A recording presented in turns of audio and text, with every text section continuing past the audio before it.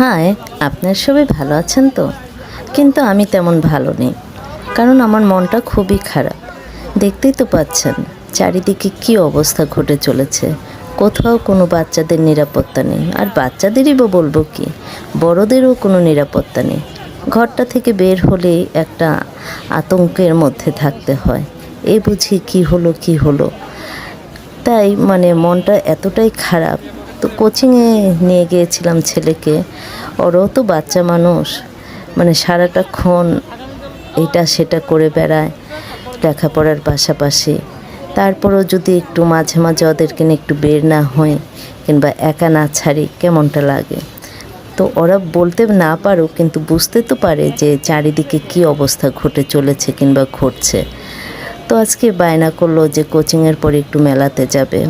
তো আমি কিছু সময়ের জন্য ওকে নিয়ে একটু মেলাতে গিয়েছিলাম। তো মেলাতে যাওয়ার পর দেখলাম সেখানে অনেক আইটেমের খেলনা টেলনা ছিল, জামা কাপড় ছিল, জাস্ট আর কি যেরকম একটা মেলাতে সব কিছু বসে। তো ঘুরে ঘুরে দেখছিল, আর মোটামুটিভাবে কিছুক্ষণ সময়ের জন্য হলো মনটা খুব ভালো লাগছিল এত লোকজনের মাঝে, হইল্লোর মাঝে। আর প্রতিনিয়ত যে ঘটনাগুলো ঘটে যাচ্ছে, এগুলোর যে কি অবস্থা হবে তা আর কি বলবো, সারাটাক্ষণ আতঙ্কের মধ্যেই থাকতে হয়। তো মেলায় যাওয়ার পর ছেলে বায়না করলো যে কিছু জিনিসপত্র কেনার পাশাপাশি কিছু গেমস খেলবে। তো কিছু গেমসও ওকে খেলা করালাম, তারপরে আরও কিছু গেমসও কী কেনার সেগুলো কিনালাম। তারপরে এই গেমসটা খেলবে, ক্লো মেশিন। তো বললাম যে আচ্ছা খেলো। তো ও খুব আনন্দের সাথে খেলাটা খেললো প্রায় অনেকক্ষণ ধরে। তা খেলাটা খেলার পরে মনটা অনেকটাই ভালো লাগলো, আর আমার নিজেরও একটু ভালো লাগলো যে কিছুটা সময়ের জন্য হলো বাচ্চাদের একটু আনন্দ দিতে পেরেছি।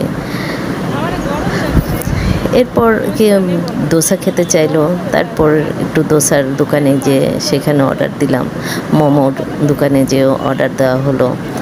তো এগুলো এখানে কিছুটা খাওয়া হয়েছে, বাকিটা পার্সেল করে নিয়ে বাসায় চলে আসা হয়েছে।